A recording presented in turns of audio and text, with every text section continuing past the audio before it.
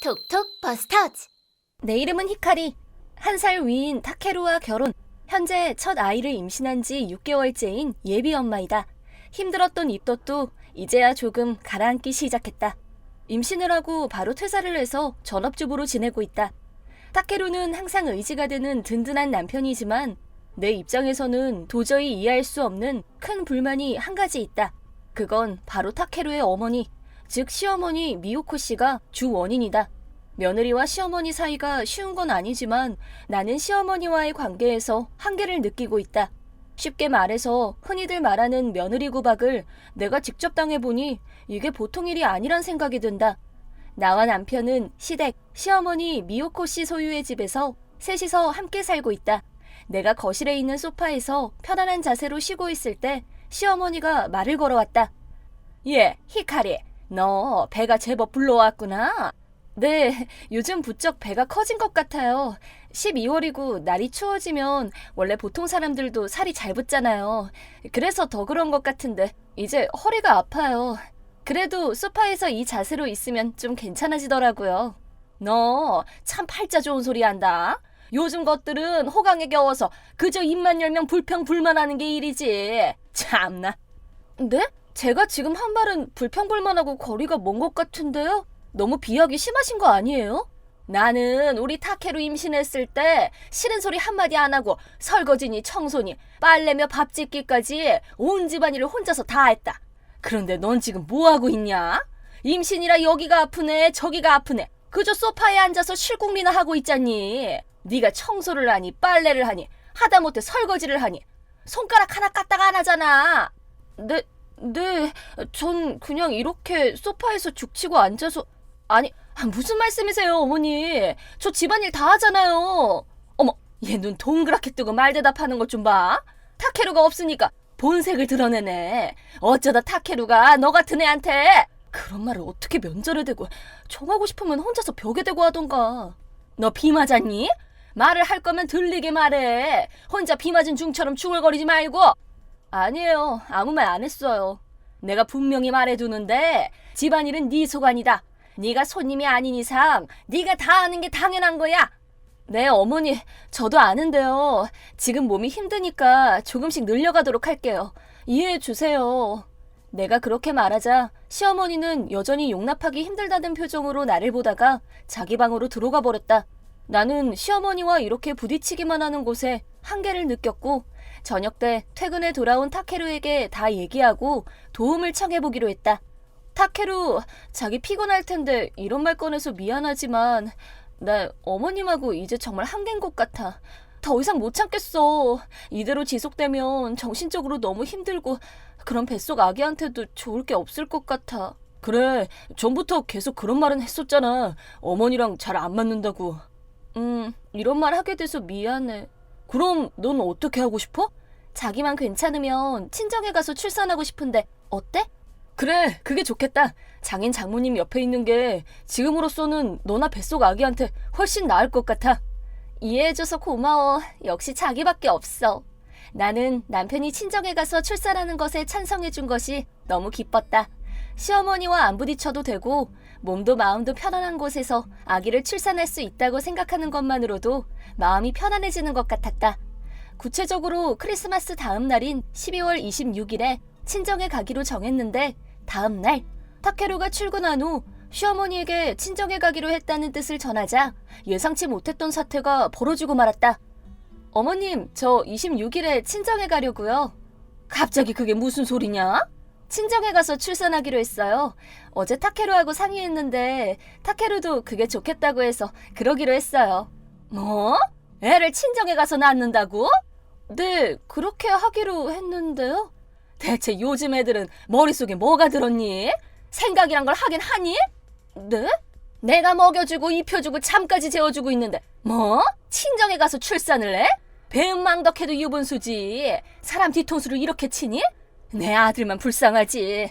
제가 무슨 배은망덕에 뒤통수를 쳤다고 이러시는지 친정에 가서 출산하겠다는 것뿐인데요.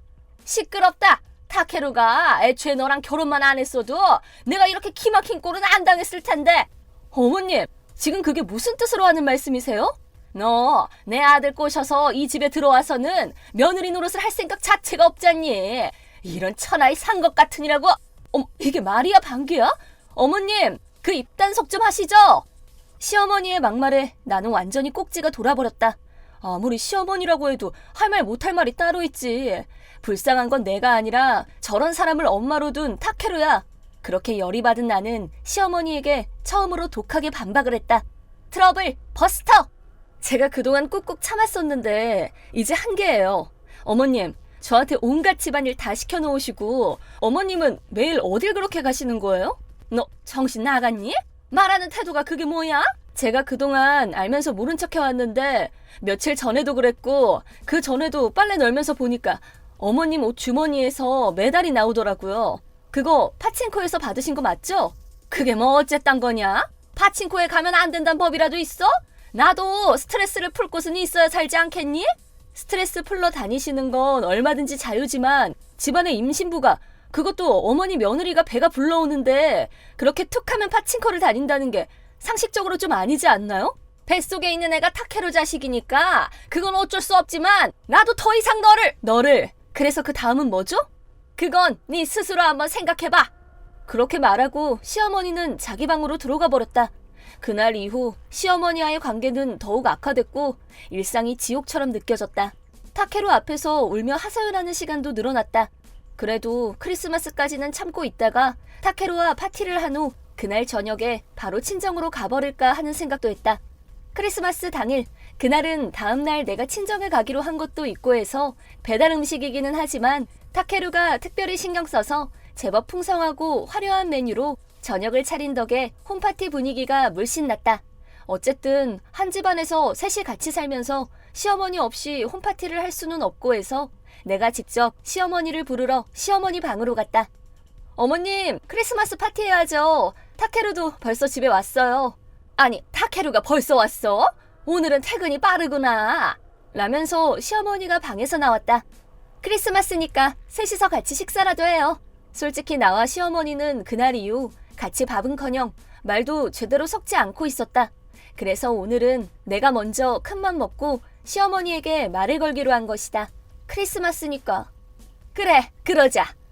그렇게 해서 나, 타케루, 시어머니 이렇게 셋이서 한 테이블에 마주 앉아 밥을 먹게 됐는데 이 자리에서 다시 또 한 가지 문제가 발생했다. 예, 히카리, 너 말인데. 무슨 일이신데요? 식사는 좀 나중에 하고 우선 내 방으로 좀 오겠니? 네? 네, 뭐 그럴게요.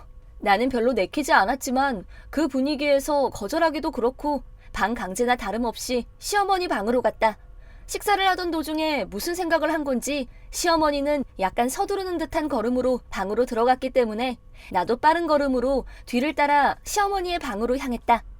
내가 그동안 곰곰이 생각해봤는데 출산 때문에 굳이 친정까지 갈 필요는 없을 것 같고 이제 곧 설이니까 설 음식이나 준비해라. 지금 이게 말이야 방귀야? 시어머니의 폭탄 선언을 듣고 대체 뭐라 대꾸를 해야 하나 마땅한 말이 떠오르지 않아 속을 태우고 있는데 타케루가 벌컥하고 방문을 거칠게 열어젖히고 시어머니 방으로 들어왔다. 어머니, 제발 그만 좀 하세요.